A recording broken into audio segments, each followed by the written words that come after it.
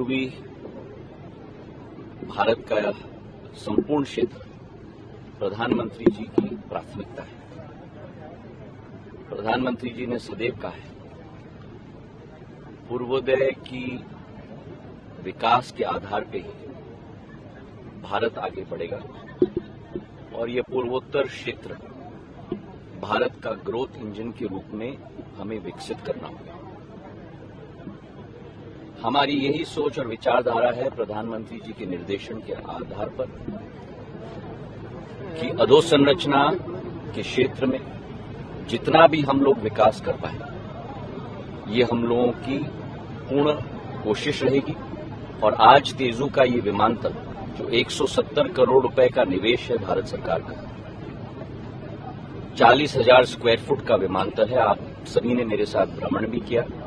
बहुत सुंदर विमानतल है जहां अरुणाचल की संस्कृति, अरुणाचल की पर्यटन की क्षमता पूर्ण रूप से उजागर की गई है। मैंने अपने भाषण में बहुत विस्तृत तरीके से अरुणाचल की क्षमता और तेजू की क्षमता पे भी वर्णन किया है और मुझे पूर्ण विश्वास है कि आज ATR-72 एयरक्राफ्ट के आने से, नया विमानतल बनने से विकास और प्रगति की लहर पूर्ण रूप से तेजू तक भी पहुंच पाएगी। नया एक उदय होगा और विकास और प्रगति और पर्यटन के आधार पर हमारा ये क्षेत्र भी प्रगति के रास्ते पे चल पाएगा।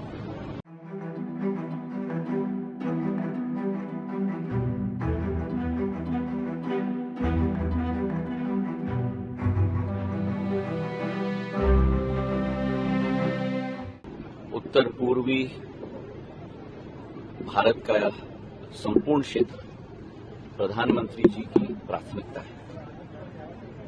प्रधानमंत्री जी ने सदैव कहा है, पूर्वोदय की विकास के आधार पे ही भारत आगे बढ़ेगा और ये पूर्वोत्तर क्षेत्र भारत का ग्रोथ इंजन के रूप में हमें विकसित करना होगा। हमारी यही सोच और विचारधारा है प्रधानमंत्री जी के निर्देशन के आधार पर कि अधोसंरचना के क्षेत्र में जितना भी हम लोग विकास कर पाए ये हम लोगों की पूर्ण कोशिश रहेगी। और आज तेजू का ये विमानतल जो 170 करोड़ रुपए का निवेश है भारत सरकार का,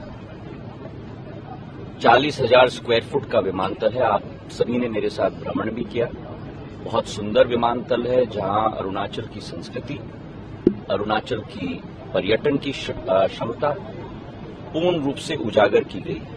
मैंने अपने भाषण में बहुत विस्तृत तरीके से अरुणाचल की क्षमता और तेजू की क्षमता पे भी वर्णन किया है और मुझे पूर्ण विश्वास है कि आज ATR-72 एयरक्राफ्ट के आने से, नया विमानतल बनने से विकास और प्रगति की लहर पूर्ण रूप से तेजू तक भी पहुंच पाएगी।